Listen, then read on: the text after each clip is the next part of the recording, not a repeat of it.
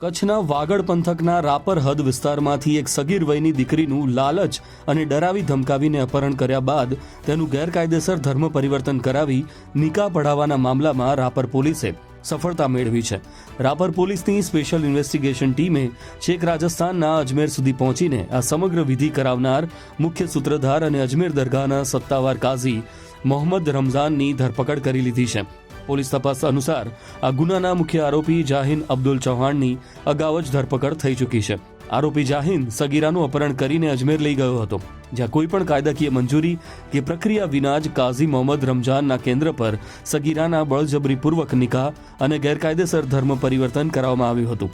આ મામલે રાપર પોલીસ મથકે ગુજરાત ધર્મ સ્વાતંત્ર્ય સુધારા એક્ટ અને અપહરણની કડક કલમો હેઠળ ગુનો નોંધવામાં આવ્યો છે. પકડાયેલા કાઝીને રાપર લાવીને આ આંતરરાજ્ય ધર્માંતરણ રેકેટમાં અન્ય કેટલા લોકો જોડાયેલા છે તેની સઘન પૂછપરછ હાથ ધરવામાં આવી છે.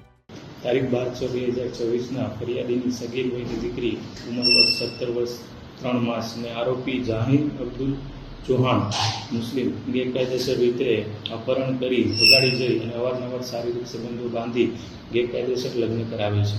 આ બાબતેની ફરિયાદ નોંધાતા તાત્કાલિક માનનીય border range IGP Shri Chirag Kodiya સાહેબ તથા પોલીસ અધિક્ષક શ્રી સાગર બાગમાર સાહેબ દ્વારા રાપર પોલીસ તેમજ જિલ્લા એલસીબીની અલગ અલગ ટીમો બનાવી આરોપી જાહિન અબ્દુલ ચૌહાણની અટક કરવામાં આવેલ છે.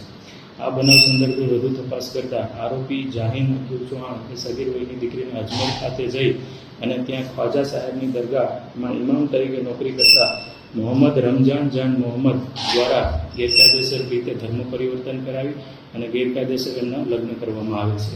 આ સંદર્ભે રાપર પોલીસની ટીમ દ્વારા અજમેર ખાતે જઈ મૌલાના મોહમ્મદ જાન મોહમ્મદની અટક કરવામાં આવેલ છે. હાલ વધુ